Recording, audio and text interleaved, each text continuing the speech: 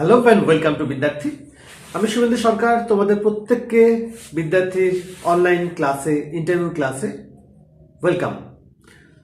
তো আমি যে ভিডিওগুলো ছেড়েছি সেই ভিডিও রেসপেক্টে প্রচুর কমেন্ট আমরা পেয়েছি যে কারোর ইঞ্জিনিয়ারিং করা, কারোর ম্যাথ অনার্স, কারোর হিস্ট্রি, কারোর জিওগ্রাফি, কারোর বেঙ্গলি, কারোর বিভিন্ন রকম তোমাদের সাবজেক্ট রয়েছে। তো প্রশ্ন হচ্ছে আমি এই আমার সাবজেক্টটাকে আমি কিভাবে পুলিশের কাজে লাগাবো। এটা একটা বড় ভাইটাল একটা কোশ্চেন, যেটা প্রত্যেককে কিন্তু জিজ্ঞেস করতেই পারেন। যাদের বিশেষ করে ইঞ্জিনিয়ারিং সাবজেক্ট ম্যাথ, হিস্ট্রি, সংস্কৃত, বেঙ্গলি, যে আপনারা তো এই নিয়ে পড়াশোনা করেছেন, করে আপনি পুলিশ হতে চাইছেন, তো কিভাবে আপনার ওই সাবজেক্টটাকে আপনি এখানে কাজে লাগাবেন। তো পুরো ভিডিওটা প্রথম থেকে শেষ অবধি দেখো। বিভিন্ন তথ্য এখান থেকে তোমরা পাবে যেগুলো তোমাদের হেল্প করবে সামনের যে কাল বা পরশু যে ইন্টারভিউগুলো আছে সেগুলোর জন্য। তো চলো আমরা আজকে শুরু করি। ফার্স্ট যে কোশ্চেনটা নিয়ে আলোচনা করব সেটা হলো যে আপনি এতদূর পড়াশোনা করেছেন, সেই হিস্ট্রি অনার্স হতে পারে, বিটেক হতে পারে, ইঞ্জিনিয়ারিং হতে পারে, ইলেকট্রিক্যাল ইঞ্জিনিয়ারিং হতে পারে, ম্যাথ হতে পারে, যে সাবজেক্ট নিয়ে তুমি গ্র্যাজুয়েশন করেছো। তো প্রশ্ন হতে পারে যে আপনি গ্র্যাজুয়েট হয়েছেন, তাও আবার ইলেকট্রিক্যাল ইঞ্জিনিয়ারিং, আপনি সিভিল ইঞ্জিনিয়ারিং নিয়ে পড়েছেন, বিটেক পড়েছেন, কম্পিউটার নিয়ে পড়াশোনা করেছেন, ম্যাথ নিয়ে পড়াশোনা করেছেন, কিন্তু পুলিশের কেন তবুও যাও এসছেন, তাও কনস্টেবল পদে কেন? খুব একটা ভাইটাল কোশ্চেন। তাহলে উত্তর কিরকম হবে? উত্তর হবে এটাই যে স্যার আমি পড়াশোনা করেছি ঠিকই, বিটেক নিয়েছি, বা যার যার ক্ষেত্রে যেটা যেটা সেটা অ্যাপ্লিকেবল, সেটা ইঞ্জিনিয়ারিং নিয়ে পড়াশোনা করেছি, কিন্তু স্যার সেটা আমার এইচএস এর পর থেকে আমার এটা বলতে পারো তোমরা চাইলে যে স্যার এইচএস এর পর থেকে পারিবারিক ইচ্ছাতেই এটা হয়েছিল, কারণ তারা চাইতেন যে আমি কিছু হাতের কাজ শিখি, তো সেই জন্য আমাকে সেই রকম কারিগরি বিদ্যার দিকে দেওয়া হয়েছিল। কিন্তু আমার স্যার বরাবরই ইচ্ছে ছিল পুলিশ, কারণ আমি অনেক দেখেছি যারা পুলিশ হয়ে সমাজের পাশে দাঁড়াচ্ছেন বা কিভাবে ইউনিফর্ম পরে কাজ করছেন, ওই বিষয়টা কিন্তু আমাকে বরাবর টানতো। তো আমি সেখান থেকে অনেক কারিগরি কাজ শিক্ষা নিয়েছি বা শিখেছি, কিন্তু সাথে সাথে আমি পুলিশ হওয়ার জন্য কিন্তু নিজেকে প্রস্তুত করেছি, এবং আজকে আপনাদের সামনে আমি এসে দাঁড়িয়ে আছি ইন্টারভিউতে। তো এটাই হচ্ছে কারণ আমার পুলিশে আসা। এবার প্রশ্ন এটা হবে, তাহলে আপনি যে ইঞ্জিনিয়ারিং করলেন সেটা তো বেকার হয়ে গেল, কোনো কাজে লাগলো না। আপনি ওখান থেকে প্রচুর রাস্তা খোলা আপনার জন্য। তো কনস্টেবলের ক্ষেত্রে বা পুলিশের ক্ষেত্রে তো এটা কি কাজে, কিভাবে আপনি এটাকে আপনি অ্যাপ্লাই করবেন? এত যে শিক্ষা নিলেন আপনি কিভাবে অ্যাপ্লাই করবেন? তো এটার উত্তর কি হবে? এই উত্তর হবে না স্যার, আমার মনে হয় আমি সেখান থেকে যেটা শিক্ষা নিয়েছি সেটা অবশ্যই কোনো না কোনো সময় কোনো না কোনো ভাবে আমি আমার জবের ক্ষেত্রে কাজে লাগাতে পারবো, কারণ আমি ওই দিকটায় আমার এক্সপিরিয়েন্স রয়েছে। যদি এমন কোনো ঘটনা ঘটে যে আমি ইলেকট্রিক্যাল ইঞ্জিনিয়ার, যে হয়তো কোনো পাওয়ার কাট হয়ে গেল বা গুরুত্বপূর্ণ সময় পাওয়ার কাট হয়ে গেল, হ্যাঁ, তো সেখানে কিন্তু আমি আমার এক্সপিরিয়েন্স কাজে লাগাতে পারবো, আমার যতটুকুনি নলেজ আছে আমি সেটা দিতে পারবো। অথবা ওয়্যারলেস অপারেটরের ক্ষেত্রে কলকাতা পুলিশের ওয়্যারলেস অপারেটর রয়েছে, তো সেখানে আমি কাজে লাগতে পারি। সাইবার ক্রাইমের ক্ষেত্রে আমি কাজে লাগতে পারি। তো বিভিন্ন রকম, যারা কম্পিউটার নিয়ে পড়াশোনা করেছো, বিভিন্নভাবে কিন্তু আমি আমার যে যোগ্যতা ছিল ওখানে যেটা আমি শিখেছি কারিগরি বিদ্যা, সেটাকে আমি অ্যাপ্লাই করতে পারি। এটা গেল কারিগরি বিদ্যার ক্ষেত্রে। চলে আসো ম্যাথ। আপনি তো ম্যাথ অনার্স করেছেন, টিচার হতে পারতেন, প্রফেসর হতে পারতেন, আপনি ম্যাথ নিয়ে তো অনেক দূর যেতে পারতেন, কেন মাধ্যমিক লেভেলে? তো স্যার আমি ম্যাথ, আমার অঙ্ক বিষয়টা ভালো লাগে, সেই জন্য আমি শেখার জন্য বা জানার জন্য আমি করেছি, কিন্তু আমার চাকরি করার ক্ষেত্রে আমার কিন্তু পুলিশের জবটা বরাবরের পছন্দ, এবং আজকে কনস্টেবল আমি সামনে সুযোগ পেয়েছি, তাই আমি কনস্টেবল পদে যোগ দিতে চাই। পরবর্তী সময় যদি আমি অন্যান্য কোনো হায়ার পোস্টের জন্য, পুলিশেরই হায়ার পোস্টের জন্য আমি অ্যাপ্লিকেবল হই বা কখনো সুযোগ পাই, আমি অবশ্যই সেই পরীক্ষাতেও বসবো। ঠিক আছে, এটা উত্তর হবে। তাহলে ম্যাথ আপনি কিভাবে কাজে লাগাবেন? তো ম্যাথ কিভাবে কাজে লাগানো যেতে পারে? ম্যাথ আমাদের কি শেখায়? প্রবলেম সলভ করতে শেখায়, জটিল জটিল ইকুয়েশনগুলো মেলাতে শেখায়।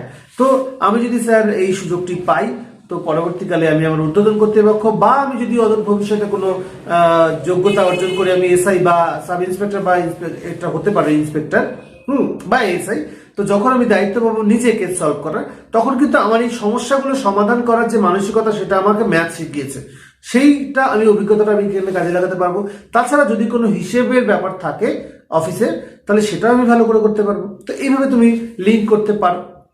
হিস্ট্রি, ইতিহাস, স্যার আমার মনে হয় ইতিহাসের সাথে সরাসরি পুলিশের একটা যোগাযোগ আছে, কারণ ইতিহাস মানেই হচ্ছে পুরনোকে জানা, আমরা এতদিন ধরে 3 বছর ধরে 4 বছর ধরে 5 বছর ধরে আমরা কিন্তু ইতিহাস নিয়ে পড়াশোনা করেছি এবং আমাদের মূল মোটোই ছিল ইতিহাসকে পুরোনো দিনের কথোপকথন বা পুরোনো দিনের ঘটনাকে প্রকাশ করা বা জানা। তো আমি যদি এই সুযোগটি পাই পুলিশের জবের ক্ষেত্রে, আমি যখন কোনো কেস সলভের ক্ষেত্রে আমার ঊর্ধ্বতন কর্তৃপক্ষকে সাহায্য করব বা ভবিষ্যতে যদি আমি সেই সুযোগ পাই, তাহলে আমার যেটা আমি এতদিন করে এসেছি ইতিহাসকে জানা, আমি কোনো কেস সলভ করতে গেলে কিন্তু সেই কেসের আমাকে হিস্ট্রি জানতে হবে বা পাস্ট না জানলে আমি কেস সলভ করতে পারবো না। তাই আমার মনে হয় এই যে মানসিকতাটা বা ইতিহাস মানে যে পুরনোকে জানা, তো কেস সলভের ক্ষেত্রে আমাকে পুরনোকে জানতে সাহায্য করবে সেই আমার ইতিহাস। হ্যাঁ, তো আমার মনে হয় সরাসরি কাজে লাগাতে পারি। জিওগ্রাফির ক্ষেত্রে কি হবে?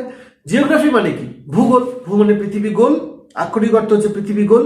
সেখানে নদী, নদ নালা, নদ নদী রয়েছে, তারপরে বিভিন্ন ভূপ্রকৃতি রয়েছে, জনবসতি রয়েছে, জনঘনত্ব রয়েছে, এমনকি সব থেকে বড় যেটা সেটা হচ্ছে ম্যাপিং, ম্যাপ পয়েন্টিং। সেটা মানে মারাত্মকভাবে কাজে লাগতে পারে।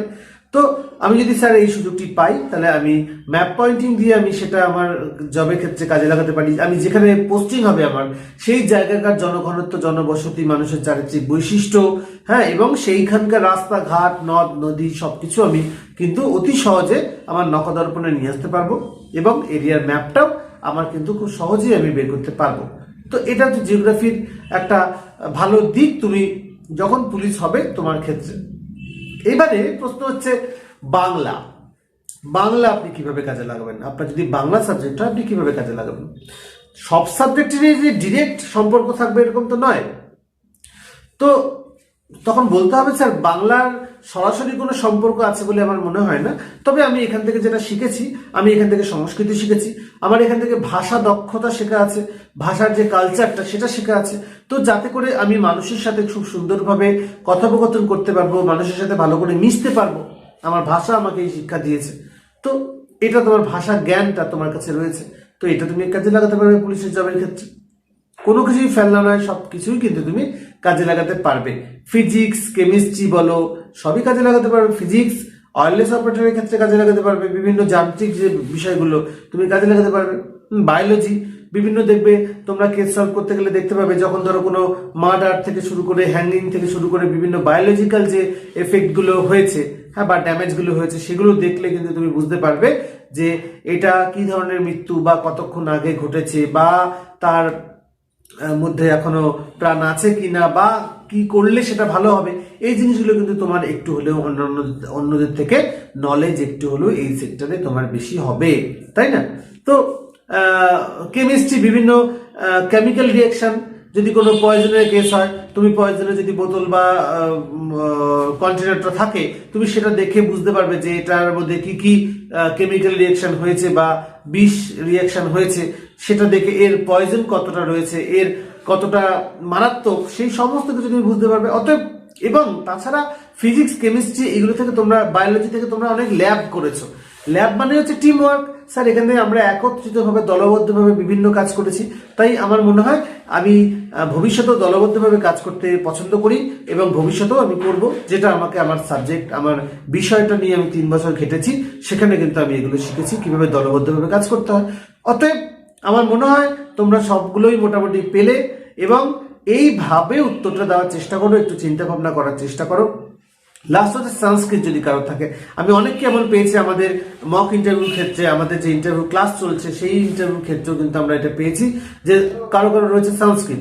তো সংস্কৃত কিভাবে তোমাদের কাজে লাগবে? স্যার আমার মনে হয় যে পুলিশ বা প্রশাসনিক দপ্তরে বা আমাদের ভারতবর্ষের যে মোটোটা, সেটাই আমার সাবজেক্ট বা বিষয়, সেটাকেই ধারণ করে চলেছে এতদিন পর্যন্ত। সত্যমেব জয়তে, এটা সংস্কৃত বা দেবনাগরী লিপি।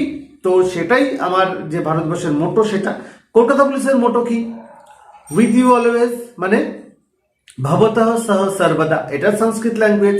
তো যে কোনো মোটো সংস্কৃত ল্যাঙ্গুয়েজে রয়েছে। অতএব আমার ভাষা, আমার ল্যাঙ্গুয়েজ যেটা নিয়ে আমি পড়াশোনা করেছি, সেটাই আমাদের এই কলকাতা পুলিশের মোটোকে বহন করে চলেছে, আমাদের ভারতবর্ষের মোটোকে বহন করে চলেছে, যেটা আমরা মাথায় নিয়ে বয়ে বেড়াই, সত্যের জয় নিশ্চিত। হ্যাঁ, তো এইভাবে কিন্তু তোমরা প্রত্যেক জিনিসটাকে পজিটিভলি নিতে পারো। ওকে, তো আজকের ভিডিওটা এইটুকুই। শেষ পর্যন্ত দেখো, যারা নতুন আছে তারা সাবস্ক্রাইব করে নাও এবং লাইক, শেয়ার, কমেন্ট অবশ্যই করবে। প্রত্যেকে ভালো থাকো, টাটা।